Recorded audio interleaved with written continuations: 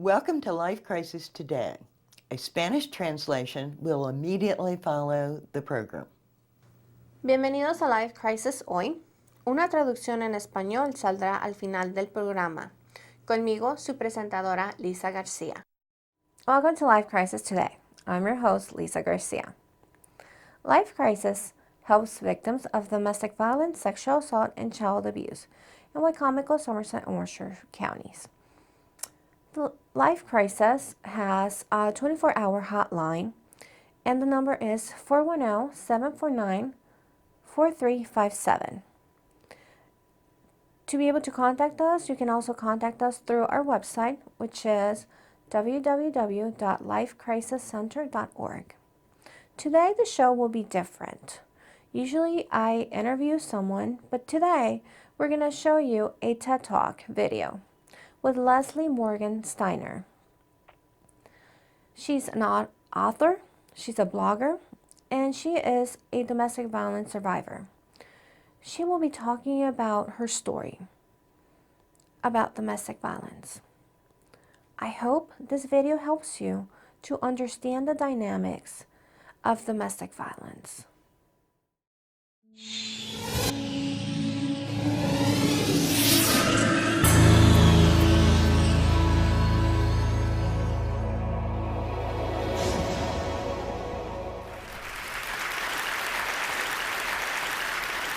I'm here today to talk about a disturbing question, which has an equally disturbing answer.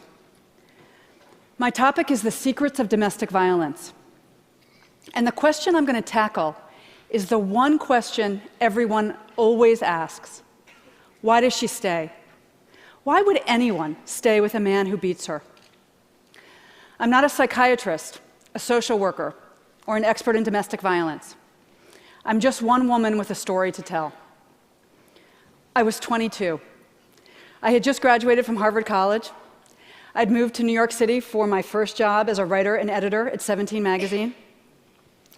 I had my first apartment, my first little green American Express card, and I had a very big secret. My secret was that I had this gun, loaded with hollow point bullets, pointed at my head by the man who I thought was my soulmate, many, many times. The man who I loved more than anybody on earth held a gun to my head and threatened to kill me more times than I can even remember.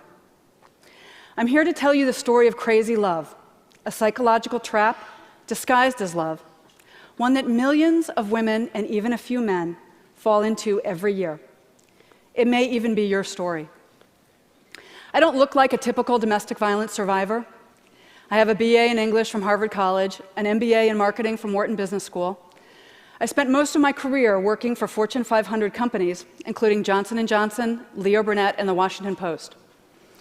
I've been married for almost 20 years to my second husband, and we have 3 kids together. My dog is a black lab, and I drive a Honda Odyssey minivan. So my first message for you is that domestic violence happens to everyone. All races, all religions, all income and education levels.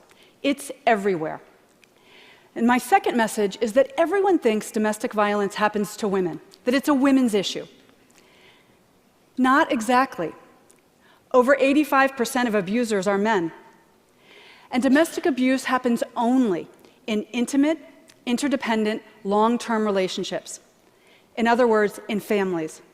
The last place we would want or expect to find violence, which is one reason domestic abuse is so confusing. I would have told you myself that I was the last person on earth who would stay with a man who beats me. But in fact, I was a very typical victim because of my age. I was 22. And in the United States, women ages 16 to 24 are 3 times as likely to be domestic violence victims as women of other ages. And over 500 women and girls this age are killed every year by abusive partners, boyfriends and husbands in the United States. I was also a very typical victim because I knew nothing about domestic violence, its warning signs or its patterns. I met Connor on a cold, rainy January night. He sat next to me on the New York City subway, and he started chatting me up. He told me two things. One was that he, too, had just graduated from an Ivy League school, and that he worked at a very impressive Wall Street bank.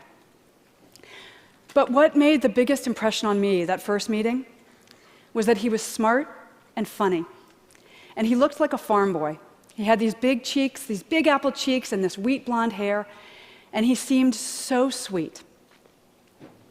One of the smartest things Connor did from the very beginning was to create the illusion that I was the dominant partner in the relationship.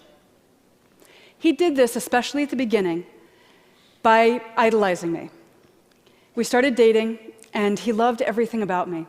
That I was smart, that I'd gone to Harvard, that I was passionate about helping teenage girls and my job. He wanted to know everything about my family and my childhood, my hopes and dreams.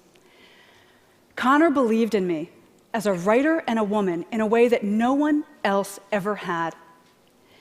And he also created a magical atmosphere of trust between us by confessing his secret, which was that as a very young boy, starting at age 4, he had been savagely and repeatedly physically abused by his stepfather.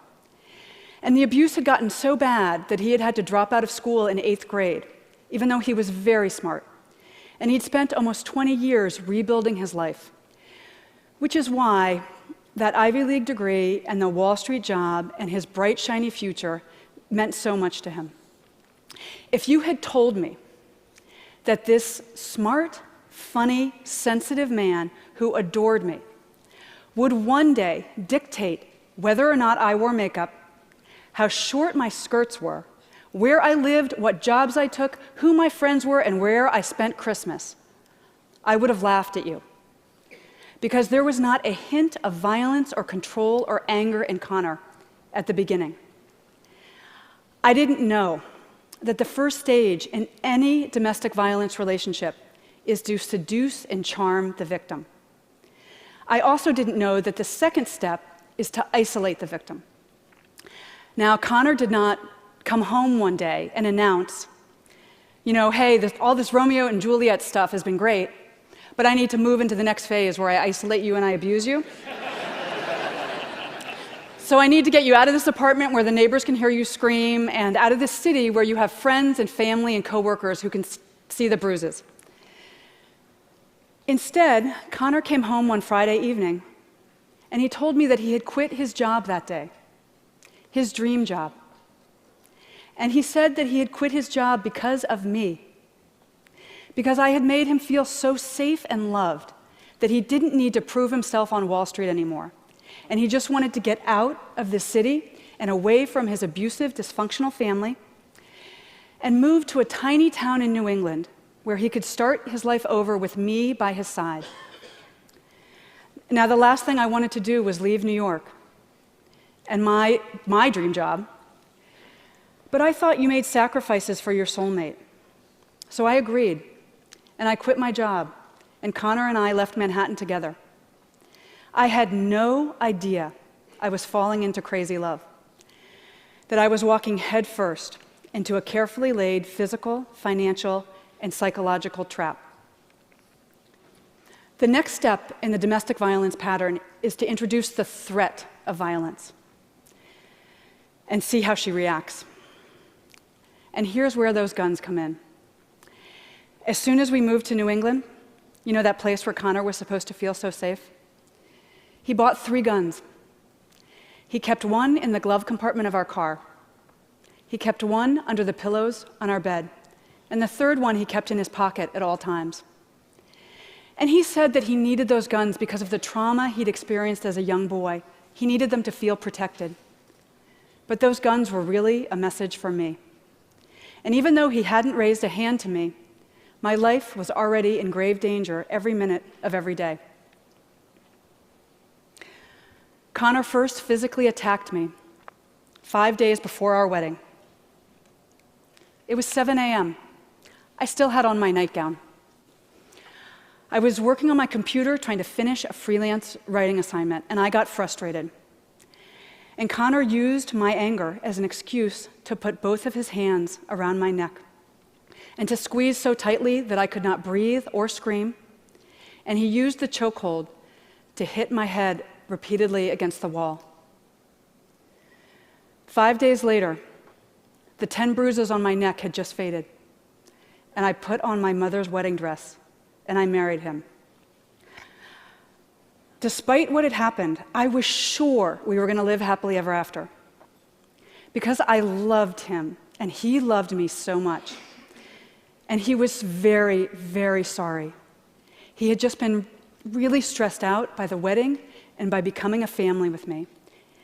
It was an isolated incident, and he was never going to hurt me again. It happened twice more on the honeymoon. The first time, I was driving to find a secret beach, and I got lost.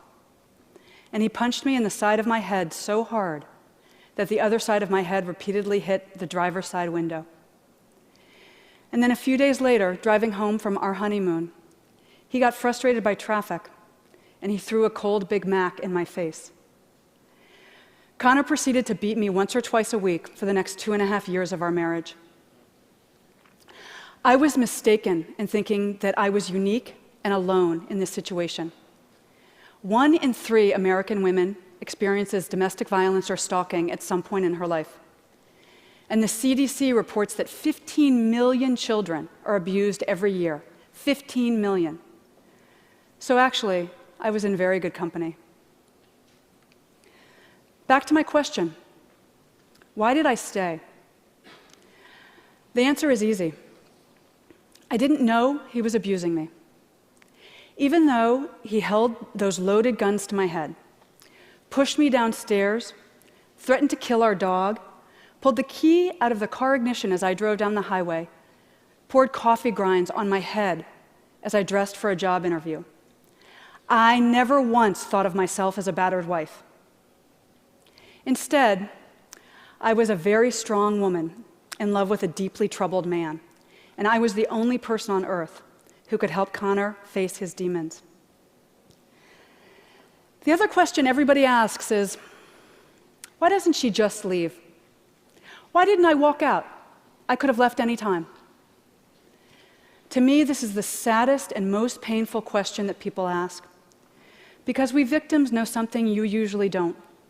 It's incredibly dangerous to leave an abuser, because the final step in the domestic violence pattern is kill her. Over 70% of domestic violence murders happen after the victim has ended the relationship, after she's gotten out, because then the abuser has nothing left to lose. Other outcomes include long-term stalking, even after the abuser remarries, denial of financial resources, and manipulation of the family court system to terrify the victim and her children, who are regularly forced by family court judges to spend unsupervised time with the man who beat their mother. And still we ask, why doesn't she just leave? I was able to leave because of one final sadistic beating that broke through my denial. I realized that the man who I loved so much was going to kill me if I let him. So I broke the silence. I told everyone.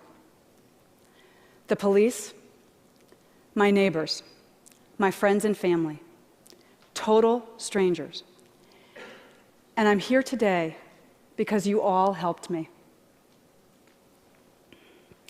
We tend to stereotype victims as grisly headlines, self-destructive women, damaged goods. The question, why does she stay, is code for some people for it's her fault for staying. As if victims intentionally choose to fall in love with men intent upon destroying us. But since publishing Crazy Love, I have heard hundreds of stories from men and women who also got out, who learned an invaluable life lesson from what happened, and who rebuilt lives, joyous, happy lives, as employees, wives, and mothers, lives completely free of violence. Like me, because it turns out that I'm actually a very typical domestic violence victim and a typical domestic violence survivor. I remarried a kind and gentle man. We have those 3 kids. I have that black lab, and I have that minivan. What I will never have again, ever, is a loaded gun held to my head by someone who says that he loves me. Now, right now, maybe you're thinking, wow, this is fascinating. Or, wow, how stupid was she? But this whole time, I've actually been talking about you. I promise you, there are several people listening to me right now who are currently being abused, or who were abused as children, or who are abusers themselves. Abuse could be affecting your daughter, your sister, your best friend right now. I was able to end my own crazy love story by breaking the silence. I'm still breaking the silence today. It's my way of helping other victims. And it's my final request of you. Talk about what you heard here. Abuse thrives only in silence. You have the power to end domestic violence simply by shining a spotlight on it. We victims need everyone. We need every one of you to understand the secrets of domestic violence. Show abuse the light of day by talking about it with your children, your coworkers, your friends and family. Recast survivors as wonderful, lovable people with full futures. Recognize the early signs of violence and conscientiously intervene, de-escalate it, show victims a safe way out. Together, we can make our beds, our dinner tables, and our families the safe and peaceful oases they should be. Thank you.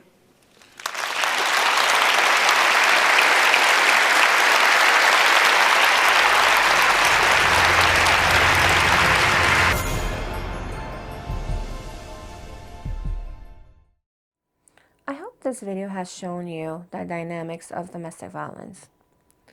If you or someone that you know find yourselves needing Life Crisis Center's help or assistance, you can contact us at 410-749-4357.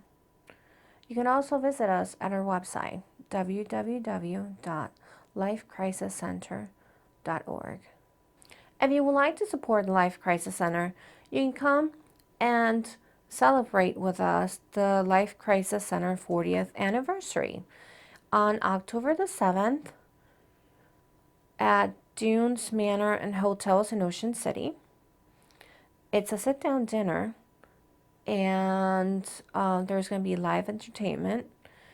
If you need more information or would like to purchase tickets, you can call Tina Sharamuli at 410-749-0771. To show us your support, you can come and visit us at Third Friday. We are going to be displaying survivors' artwork.